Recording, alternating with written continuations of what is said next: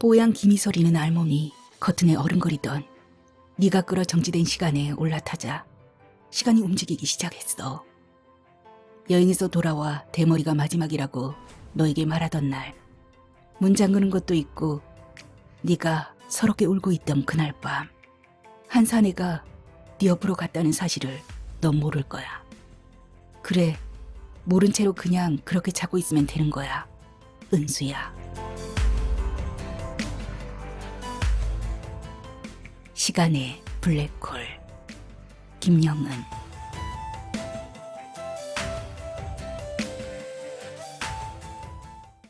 건너편 아파트 302호는 여전히 문이 굳게 닫혀 있었다. 사람의 그림자는커녕 쥐새끼 한 마리 얼씬되지 않았다. 렌즈에 잡힌 건 여전히 그대로였다. 비는 윤기 없이 버석거리는 얼굴을 북북 문지르며 창문에서 몸을 돌렸다. 망원경을 한 손에 늘어뜨리고 중심이 잡히지 않아 조금 휘청거리며 방으로 들어섰다. 여자는 정말 자고 있는 걸까? 미숙이 갈아입고 침대에 그대로 걸쳐둔 속치마를 돌돌 뭉쳐서 서랍에 구겨넣었다. 서랍 속은 팬티와 브레이시어들이 제멋대로 뒤엉켜 있었다. 미친년. 비는 누가 듣기라도 하는 것처럼 큰 소리로 떠들어대고는 가슴을 손바닥으로 쓸어내리며 혼자 희주 웃었다. 씨발, 어쩌라는 거냐? 그렇게 소리치고는 서슴없이 쌍스런 말이 튀어나온 자신에게 흠치 놀랐다. 거침없이 몇 마디 내뱉은 것만으로 속이 후련했다. 방 한가운데 서서 어깨에 힘을 주고 으쓱 들어올렸다. 꾹 미숙을 향해서 욕설을 해댄 건 아니었다. 딱히 누구라 할 것도 없이 요즘 들어 견딜 수 없는 마음에 진저리를 치곤 했다. 탁자 위에 서가가 그려진 머그잔도 며칠째 그대로였다. 침침한 방 안에서 빨간 사과는 여전히 싱싱했다. 망원 렌즈에 잡혔던 여자의 사과처럼 탱탱한 몸매를 떠올렸다. 멀리서도 향기가 날 것 같던 여자를 생각하며 머그잔을 코에 대고 킁킁 냄새를 맡았다. 온도를 갈아서 내려 마시던 빈 커피잔에서도 은은히 커피 향이 났었다. 돈 타령하던 미숙이 커피 믹스로 바꾸고 나서는 각각 밤을 달래주던 커피도 비에게는 아무 위로가 되지 않았다. 방 안에서 시간이란 좀채 속도를 내지 않는 느림보 거북이였다. 신문이나 TV 어디에 눈을 두어도 초고 속의 용어들이 넘쳐났다. 비 또래의 벤처기업가들은 몇백억의 재산가로 새롭게 경제계를 주름잡고 있다는 보도가 눈뜨면 신문을 장식했다. 비의 처지로는 상상하기도 어려운 일이었다. 빨리 뛰고 빨리 숨쉬고 빨리 생각해야만 살아남는 시대. 비의 어깨에서 힘이 쑥 빠졌다. 그 빠른 행렬에서 뒤처져 느림보처럼 어슬렁거리는 자신이 한심스러웠다.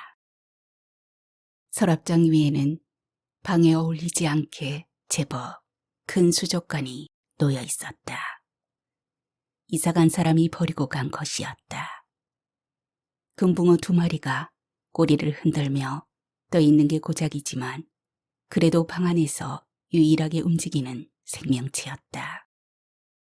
벽에는 어느 미용실에서 개업 기념으로 준 아크릴 둥근 벽시계가 걸려 있었다. 머리방 개업 기념이라고 쓴 글자 위로 초침은 벼룩처럼 뛰고 있었다. 초침 아래서 금붕어는 마치 슬로우 비디오처럼 느리다 못해 아주 멈추어 있기도 했다.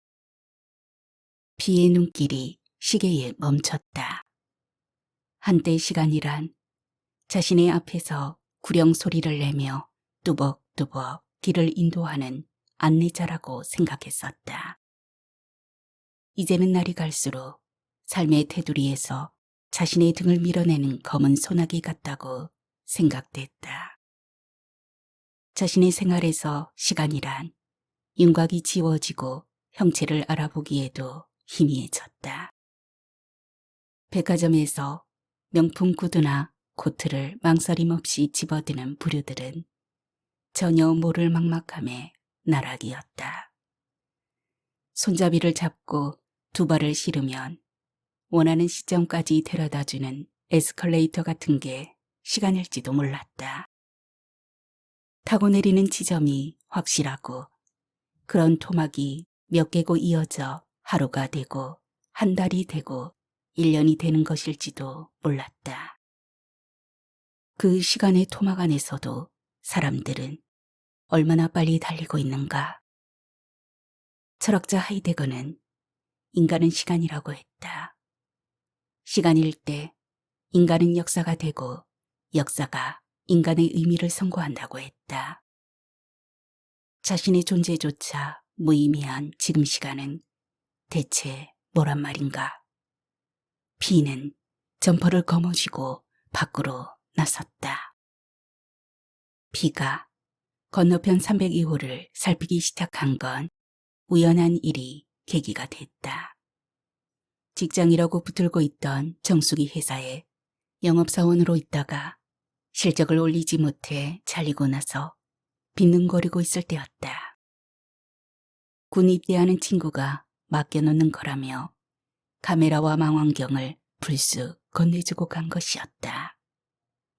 철새가 있는 곳이면 어디든 방방곡곡을 뒤지고 다닌 괴짜였다.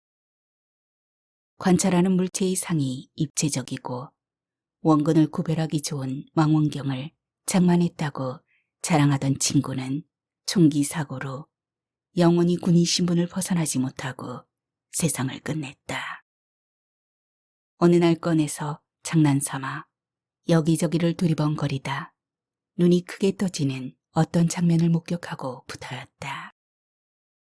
문마다 열어젖혀도 아열대를 방불게 하는 후덥지근한 방공기를 식히지 못하던 지난 여름밤이 아니었다면 문제의 302호는 비가 살고 있는 502호에서 빤히 건너다 보였다.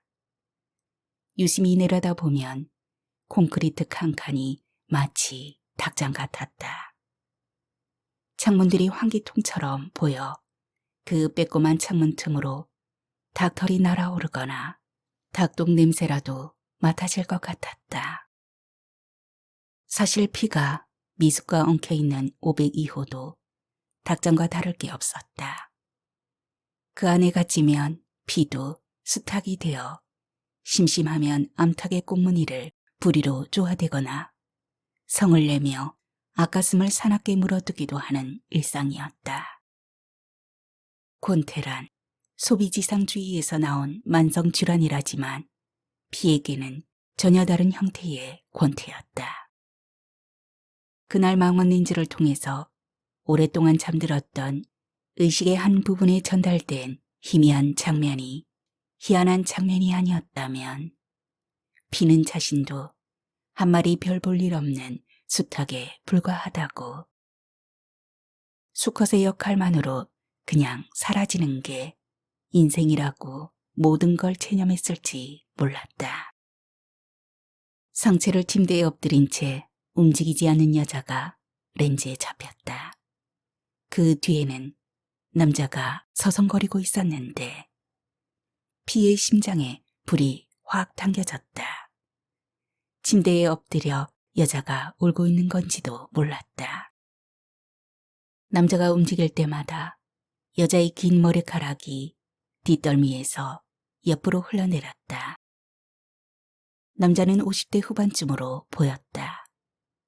벗겨진 앞머리는 머지않아 완전 대머리가 될 것이 분명해 보였다.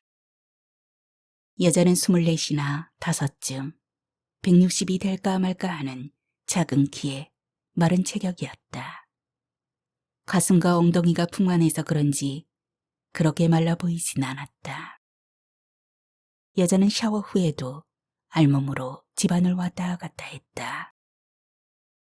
여자를 훔쳐볼 때면 오렌지를 콱 베어물면 고이던 싱그러움이 비의 입안에 퍼지곤 했다. 여자가 돌아올 시간이면 자신도 모르게 망원렌즈에 눈을 대는 비를 제어할 존재는 아무도 없었다.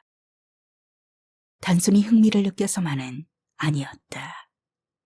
여자를 훔쳐볼 때마다 왜 어릴 적 은수가 떠오르는지 모를 일이었다. 그러면서 현재 자기 모습을 흠칫 놀라며 돌아보곤 했다. 사실 그랬다. 내 인생을 어디다 쏘셔받고 있는 거지? 갑작스러운 자신의 물음에 당황했다. 형편없이 망가진 꼴을 내려다보며 풋풋하던 은수와의 기억이 떠올랐다. 갈대에 서걱대던 고향의 냇가로 마음이 달려가는 건 어쩔 수 없었다. 무수히 펼쳐지는 영상들, 풀밭을 내달리던 저녁 노을과 송아지의 느린 울음소리, 그리고 뚝방에 앉아 은순의 집을 내려다보며 불던 하모니카 소리가 죽은 물고기들처럼 물 위로 떠올랐다. 얇은 천으로 된 커튼은 불빛 아래 여자를 더욱 환상적이게 했다. 여자의 실루엣은 프라하의 마리오네트 같았다. 일거수일투족이 가느다란 실로 조종되는 인형극에 불과했다. 그 대머리에게 여자를 조종하는 실을 쥐어준 것은 아주 불공평한 신의 실수라고 생각했다. 은수도 저렇게 돈을 벌었을까? 그렇게 번 돈으로 고향집에 송아지도 교문기도 사줬을까? 은수가 그렇게 된 것도 신의 실수였을지 몰랐다. 대머리는 일주일에 서너 번 퇴근길에 들렀다가 12시가 되기 전에 돌아갔다. 어쩌다 운이 좋으면 커튼이 열려있는 날도 있었다. 그런 날이면 렌즈를 통해서 보이는 여자 입술의 달싹이만 보아도 조용조용한 말소리가 들릴 것 같았다. 콧소리까지 섞인 목소리를 상상하며 귀가 간지럽기도 했다. 그런 여자가 보이지 않았다. 비는 심호흡하고 다시 렌즈를 눈에 댔다. 불이 꺼진 집안은 아무것도 보이지 않았다. 그날 여자는 보통 날과 다름없이 출근했다. 늦었다고 생각됐는지 아파트 현관을 나서서 마치 경보를 하는 사람같이 우스꽝스러운 걸음으로 정문 앞까지 걸어갔다. 정문 경비초소 옆에 서 있는 큰 은행나무 아래 서서 호수 쪽을 쳐다보고 있었다. 남자가 탄 차가 그쪽에서 오는 모양이었다. 조금 있다 짙은 썬팅으로 안은 전혀 보이지 않는 벤츠 SO002 여자를 태우고 큰 길로 사라졌다. 아마도 남자는 집을 나서서 여자에게 전화했을 것이었다. 지금 출발했으니까 거기 전문 앞에 나와서 기다리라고 했거나 아무도 듣지 않는 차 안이란 걸 깨닫고는 좀 더 은밀한 몇 마디를 덧붙였을 수도 있을 것이었다. 그날 여자의 어깨에 둘러맨 숄더백이 큰 가방이었다는 생각을 비는 그제야 해냈다. 여행을 간 게 틀림없어. 보통 때는 작은 핸드백을 오른쪽 어깨에 걸치고 걸을 때마다 나비처럼 나풀거렸는데 그날은 큰 가방이란 말이지. 앙상한 나무 아래서 카키색 코트를 바람에 날리며 서 있는 모습이 한 폭의 풍경화 같았다고 비는 그날 아침의 광경을 곰곰이 머릿속에 떠올렸다.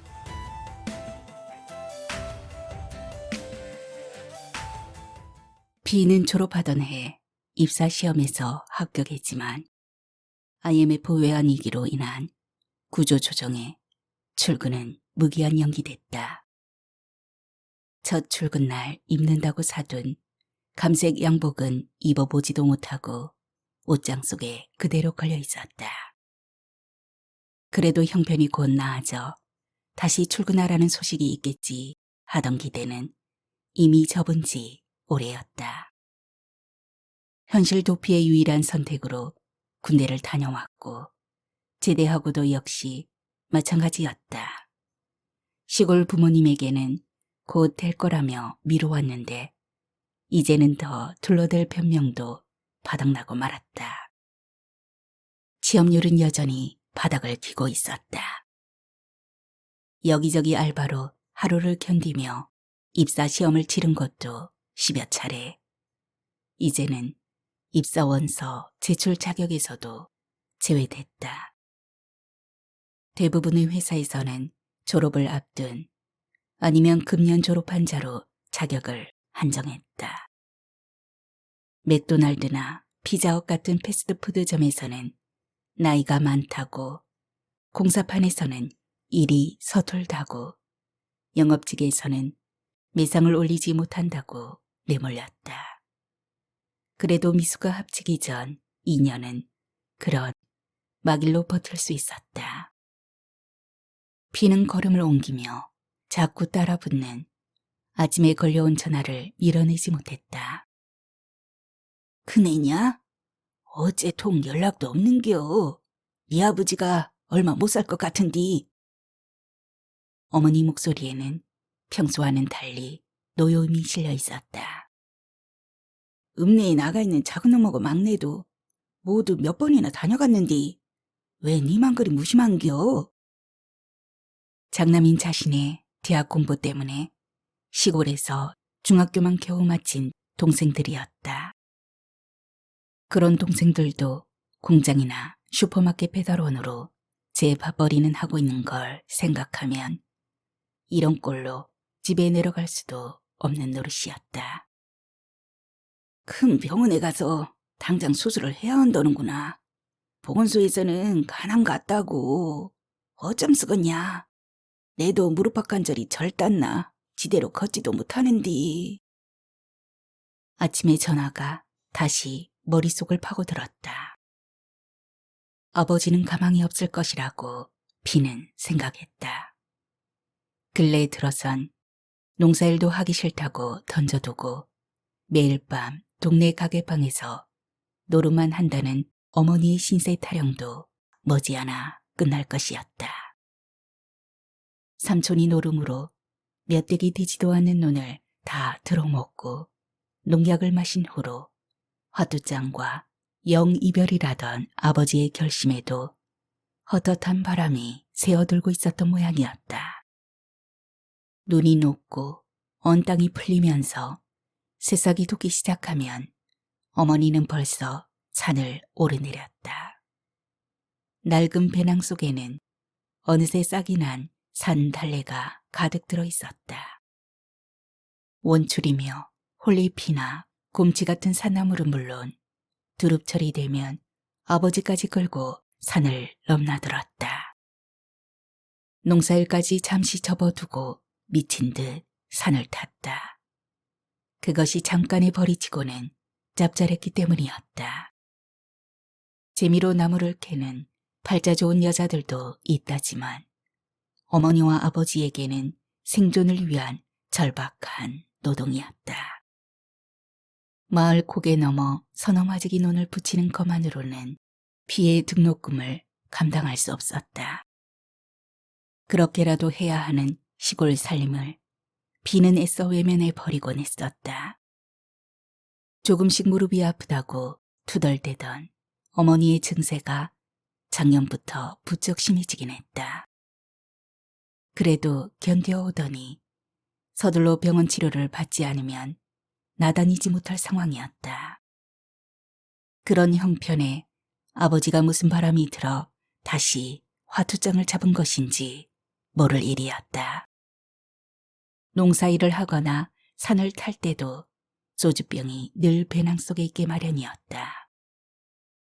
몇 년 전 보건소에서 간이 굳어 있다는 진단을 받고도 술을 못 끄는 모양이었다. 거기에 화투장까지 잡게 됐으니 어머니의 신세 타령은 그냥 푸념이 아니었다. 아버지는 아들이 대학 졸업할 날을 손꼽으며 기다려왔다.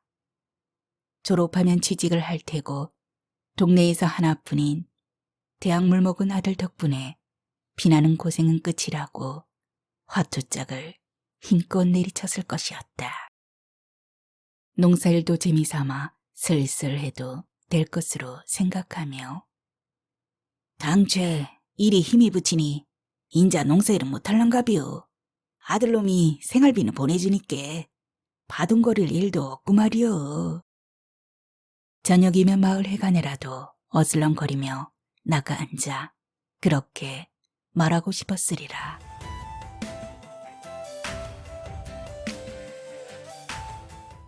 봄이면 하얗게 흐드러진 벚꽃나무가지 사이로 302호는 환히 건너다 보였다. 미숙이 없는 낮 시간에 무료하게 틀어대던 그 많은 비디오 중에서 제목은 기억나지 않지만 건너편 집을 훔쳐보는 영화를 본 적은 있었다. 소설에서도 몇 번 읽은 기억이 있지만 그런 걸 노린 건 아니었다. 그러나 결단코 라는 단정적인 말 앞에서는 입을 다물었을 것이었다. 인간의 무의식 속에는 관음증이 누구에게나 있는 것인지도 몰랐다. 피는 무작정 걸었다. 금방이라도 눈이 퍼부을 것처럼 잔뜩 흐린 날씨였다. 손을 뻗치면 손에 잡힐 듯 두껍고 시커먼 구름이 낮게 내려와 있었다. 은수가 도시 이발소에 취직해서 돈을 엄청 번다던 고향 소문의 무게만큼이나 날씨마저 피의 머리를 짓눌렀다. 모든 걸 체념한 듯 무력증에 빠져있던 피는 갈등에 빠지기 시작했다. 여자를 훔쳐보며 삐죽 고개를 터들던 신경들은 인맥 끝까지 수액을 빨아올려 싱싱한 잎처럼 살아났다. 시간 밖에서 멀거니 바라보던 자신의 존재를 새삼 깨닫게 된 것이었다. 체념은 아직 이른 것 아니냐고 자신에게 묻고 또 물었다. 내면에서 살아 꿈틀거리는 희망과도 같은 이 미묘한 감정은 뭐란 말인가. 물건을 집어들고 주머니에 돈을 계산하듯 천천히 그리고 아주 분명하게 미래의 확실성과 불확실성에 대해 생각했다. 현재만이 확실했다. 빈둥거리며 잘 보내던 하루가 여자 쪽으로 급선회해서 쏜살같이 흐르기 시작했다. 여자의 등장은 나른한 일상에서 피를 두드려 깨웠다. 아파트 단지를 둘러친 철제 울타리가 끊기고 양쪽의 까만 벽돌 기둥이 그곳이 정문임을 다른 곳과 구별짓고 있었다. 기둥은 낡아서 귀퉁이가 떨어져 나갔고 이름이나 간단한 멘트를 날린 아이들의 낙서가 어지러웠다. 그림자를 들이운 낮은 회색 건물들이 늘어선 사이로 바람이 불 때마다 마른 잎 구르는 소리가 한낮의 저교를 흔들기도 했다. 5층짜리 아파트 베란다엔 집집마다 너저분한 물건들이 쌓여있고 속옷 따위 빨래가 널려 있었다.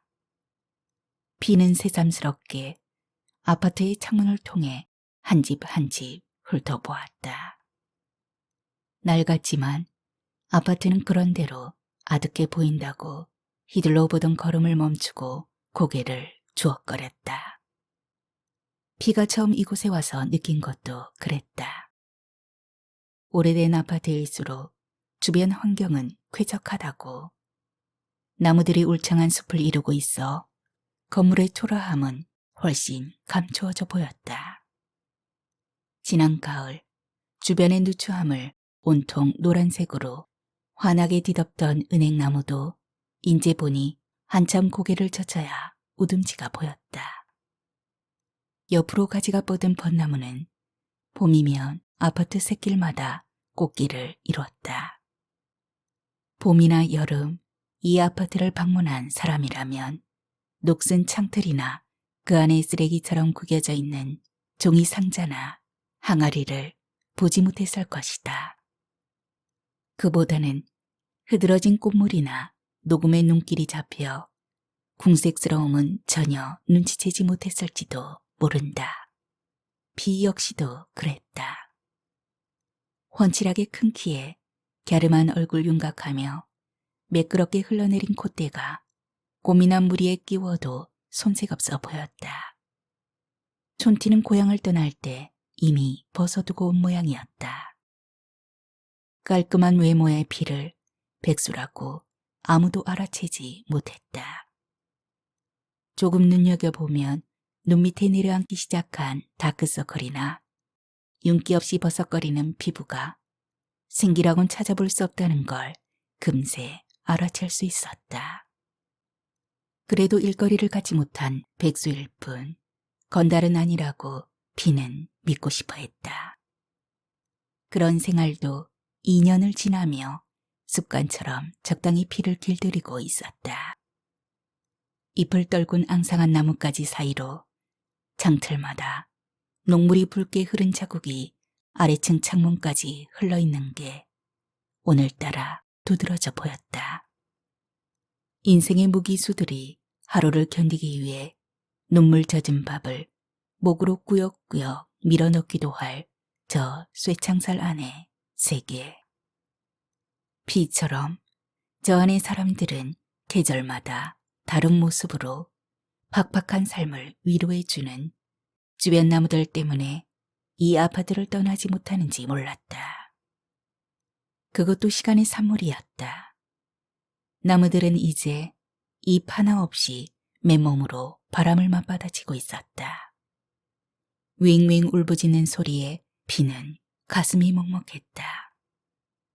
다시는 꽃도 잎도 피우지 못할 것처럼 절망적인데 왜 거기 서 있어야 하는지도 모르고 나무들은 묵묵히 서 있을 뿐이었다. 자신도 그렇게 살아왔다. 모든 사람이 왜 사는지 이유도 모르고 살아가듯. 혹자는 태어났으니 산다고 말하겠지만 비는 멈췄던 걸음을 다시 떼며 누구에게도 모를 중얼거림을 허공에 흘렸다. 그런 시기라면 세상 모든 생명체에서 살아야 할 당위성을 찾기 힘들어질 거라고. 여자가 사라진 동안 비는 매일 무작정 2호선 전철을 타기 시작했다. 어떤 날은 하루에 서너 번을 도는 날도 있었다. 능력 있는 또래들이 주식시장에서 몇십억을 벌기도 하고 잃기도 하는 시간이었다. 매일 초조한 마음으로 그렇게 아파트를 나가는 건 애써 털어버리려는 여자에 대한 기억 때문이었다. 여자와 대머리가 나타난 건 꼭 열흘 만이었다. 둘이 외국이라도 갔다 왔을지 몰랐다. 그리고 며칠 후였다. 비의 망원렌즈에 이상한 장면이 잡혔다. 소파에 똑바로 누운 여자였다. 닫힌 커튼이 조금 벌어진 틈새긴 하지만 성능 좋은 망원렌즈에 잡힌 건 틀림없었다. 생소하고 매우 특이한 장면이었다. 평소엔 아직 집에 돌아오지 않았거나 들어오는 중이거나 할 시간이었다. 베이지색 패브릭 소파에 누운 분홍색 잠옷을 입은 여자는 잠자는 공주와 같았다. 누군가 영원히 잠자는 공주 모습으로 여자를 박제해 두고 싶었는지도 몰랐다. 그 다음 날도 똑같은 옷에 같은 모습으로 누워 있었다. 또 그 다음 날도 이상한 생각이 들었다. 그러고 보니 대머리가 드나드는 것도 보이지 않았다. 여자가 혹시, 아주 혹시 저 안에 죽은 채 방치되고 있다면 경찰에 신고해야 할까? 아니면 경비실에 알려야 할까? 비는 머리를 흔들었다. 당신이 그걸 어떻게 알았소? 경찰이건 경비원이건. 당신이 그걸 어떻게 알았소? 묻는다면 비는 더 세차게 머리를 흔들었다.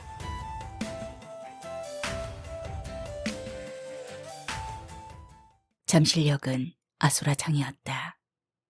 롯데백화점에서 들고 나는 사람들도 그렇지만 지역 광장에서 약속을 기다리는 사람들로 발 디딜 틈이 없었다. 크리스마스는 지났지만 연말이 코앞이었다. 한 해의 마지막 날을 앞두고 누구나 거리로 내몰린 것이었다. 청소년 몇이 빠른 음악에 맞춰 몸을 흔들어댔다. 누군가를 기다리고 만나서 서로를 끌어안고 까르륵 웃어대는 청소년들의 저 발랄함까지도 비에게는 낯설었다. 지하 광장 매끄러운 바닥을 힘껏 발로 차며 인파에 떠밀렸다. 알바생 2명이 판매대 위에 빵을 집어들고 1,000원의 세 봉지라고 외쳐댔다. 주머니를 뒤져 1,000원짜리 한 장을 내밀었다. 롯데리아에서 콜라 한 컵을 사들고 분수대에 걸터 앉아 빵을 베어 물고 나서야 위가 종일 비어 있었음을 알았다. 광장의 벽시계는 6시 반을 가리켰다. 초저녁인데 갈 데가 없었다. 한 바퀴 더 돌 걸 그랬나? 서둘러 전철을 내린 걸 후회했다. 몸도 마음도 더없이 추웠다. 연일 이어지는 한파가 사만사온이란 말이 있기나 했었는지 의심스러울 지경이었다. 비는 잠바깃에 목을 넣고 백화점 쪽으로 걸음을 옮겼다. 언젠가는 저 백화점에 있는 물건들로 집안을 가득 채우리라 상상했다. 상상만이 아니고 정말 자신에게 다짐하고 있는지도 몰랐다. 명품 옷과 가방, 여자들의 가느다란 손가락 하나로 모든 게 처리되는 가전제품들, 가구들, 그것들과 주머니 속에 1,000원짜리 지폐 2장. 비는 우울함을 떨치려고 휘파람을 불었다. 자신만이 전혀 다른 세상에 떨어져 나온 듯이 낯선 그 화려함에서 도망쳐 나오려고 휘파람을 불었다. 비가 부는 휘파람 소리는 나무를 휘감은 화려한 꼬마 전구들 속으로 메아리도 없이 사라져 버렸다. 비는 노점들이 웅크리고 있는 시장거리를 지나 아파트 단지 안으로 들어섰다. 앙상한 나무 틈새로 여자의 집이 보였다. 여자는 잠에서 깨어났을까? 불도 켜지 않고 방으로 들어가 더듬더듬 침대 아래 밀어둔 가방을 끌어냈다. 망원경을 찾아드는 손길이 조급했다. 비는 마루와 주방으로 이어지는 통로를 한 걸음에 걸어가 좁은 베란다로 나갔다. 발 디딜 틈 없이 안 쓰는 물건들이 제멋대로 쌓여 있었다. 빨래대를 한쪽으로 밀치고 겨우 몸을 빼 창가에 섰다. 알루미늄 세시로 된 창문은 틈이 어긋나서 날카로운 새소리를 내며 겨우 열렸다. 찬바람이 겨울밤의 냉기를 몰고 들이닥쳤다. 신경질적으로 머리를 뒤로 쓸어 움켜잡고 한 손으로 들고 있는 렌즈에 바싹 눈을 붙였다. 불도 꺼져 있는 거실을 가로등 불빛이 희미하게 남아 비춰주고 있었다. 작은 몸짓이라도 움직이는 모습을 기대했지만 그대로였다. 눈을 부릅뜨고 지켜보아도 조금의 꿈틀거림도 없었다. 잠자는 공주는 여전히 그대로인데 자꾸 헛웃음이 나왔다. 비는 보름 전 일을 떠올리며 입술 거스러미를 뜯다 보니 살점이 묻어났다. 비가 주르륵 턱을 타고 목까지 흘러내렸다. 여자 주변에 피 같은 건 보이지 않았다. 죽었다는 어떤 흔적도 찾아볼 수 없었다. 누구나 자신의 죽음을 직접 볼 수는 없는 일이었다. 언젠가 죽으려고 한강변에 밤새도록 앉아있던 때가 있었다. 죽어가는 자신을 전혀 볼 수 없다는 생각이 들자 자신이 너무 불쌍했다. 스위스의 어느 지방이라던가 그곳에서는 가족이 둘러서 있는 가운데 행복한 죽음을 맞이한다고 들었다. 스스로 치사량의 약물이 담긴 링거병의 밸브를 열어 죽음을 맞이한다는. 피는 벌떡 일어났다. 죽기를 포기했다. 죽어가는 과정을 누군가 옆에서 지켜보면 덜 외롭겠다는 생각이 들었기 때문이었다. 두 다리가 휘청거렸다. 방으로 들어와 불을 켰다. 어항의 금붕어들이 배를 뒤집고 물 위에 떠 있는 게 보였다. 물을 갈아준 지가 언젠지 기억할 것도 없이 아주 오래됐을 것이었다. 피는 손을 넣어 금붕어를 꺼냈다. 조금의 움직임도 없었다. 금붕어를 이리저리 들여다보았다. 작은 구슬같이 박혀있는 눈 아래도 이미 생명은 없었다. 피는 훌쩍였다. 불끈 진 손가락 사이로 으깨진 금붕어 살이 삐져나왔다.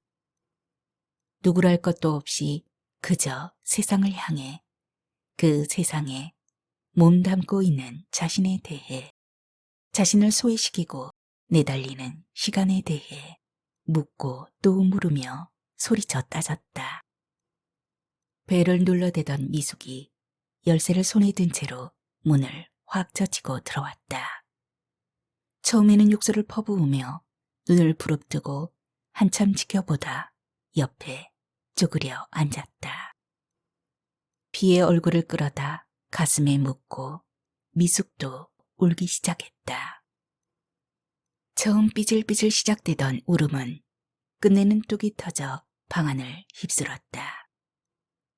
한바탕 눈물을 쏟다 누가 먼저랄 것도 없이 비의 셔츠 앞 단추가 드르르 뜯겨나가는 것과 동시에 미숙의 속옷이 솔귀도 아닌 생자비가 찢어져 벽으로 내동댕이 쳐졌다. 집요하게 밀어놓고 있는 것이 사랑이 아닌 하수구에 쳐놓고 싶은 자신의 상처이듯이. 그들은 뒤엉켜 담뱃재와 꽁초가 흩어진 방바닥을 뒹굴었다. 금붕어의 흩어진 살점이 피의 등에 묻어났다. 그때였다. 미숙의 젖가슴을 움켜잡던 손길을 멈추고 소리에 귀를 기울였다. 왜 여태 듣지 못했을까? 그래, 저 소리. 눈으로만 듣고 가슴으로 듣지 못하던 소리였다. 그 순간 피의 몸속에서도 잠들었던 시간들이 일시에 깨어나 소리를 내기 시작했다. 제깍, 제깍. 소리는 규칙적이고 탄력이 있었다. 피는 시계 소리에 빠져들었다. 뭐야, 미친놈. 미숙의 뚝배기 깨지는 욕설이 멀리서 들렸다. 멀리서, 아주 멀리서 아득히. 아득히란 때로는 무의식적으로 무감각하게 움직이는 순간을 말하는지도 모르겠다. 피는 널브러진 미숙을 수족관에 밀어넣었다. 물이 방으로 흘러넘쳤다. 새해 첫날이었다. 감색 양복을 입고 가방을 들고 집을 나섰다. 한방눈이 내리고 있었다. 하얀 점이 쏟아져 내리는 하늘을 올려다보다 302호에 눈길이 꽂혔다. 뽀얀 기미 소리는 알몸이 커튼에 어른거리던 네가 끌어 정지된 시간에 올라타자 시간이 움직이기 시작했어. 여행에서 돌아와 대머리가 마지막이라고 너에게 말하던 날 문 잠그는 것도 있고 네가 서럽게 울고 있던 그날 밤 한 사내가 네 옆으로 갔다는 사실을 넌 모를 거야. 그래, 모른 채로 그냥 그렇게 자고 있으면 되는 거야. 은수야. 들리지 않던 초침 소리를 다시 듣게 되는 날, 문득 자신의 위치를 깨닫고 황급히 시간이 부르는 곳으로 달려가게 되는 것인지 알 수 없었다. 아직도 시간의 블랙홀에서 방황하고 있는 사람이 이 세상에는 자신 말고도 얼마나 많을지. 피는 계속 중얼거렸다. 6살의 사내이가 자전거를 끌고 길로 내려서는 게 보였다. 고여있던 시간이 일시에 깨어나 사내의 자전거 바퀴를 휘감고 신나게 달렸다. 꿈속인가? 피는 302호를 흘끔 쳐다보고 눈을 돌렸다. 아무 일도 없었다. 아무 일도 일어나지 않은 것이었다. 늙은 경비가 긴 하품을 하고 팔짱을 끼고 졸고 있었다. 한 남자가 벤치에서 내린다. 흰머리가 듬성한 머리를 쓸어 올리며 아파트를 휘둘러 본다. 삶이 전생에 품었던 꿈이거나 축제라면 바이안 나무처럼 뿌리를 수없이 많이 내려 뿌리 하나의 희망, 뿌리 하나의 행복, 뿌리 하나의 환희를 새기며 철저히 즐기리라. 재건축되기 전 녹슨 아파트와 초라한 자신의 모습을 안으로 걸음을 옮긴다. 가족이 기다리는 1302호로.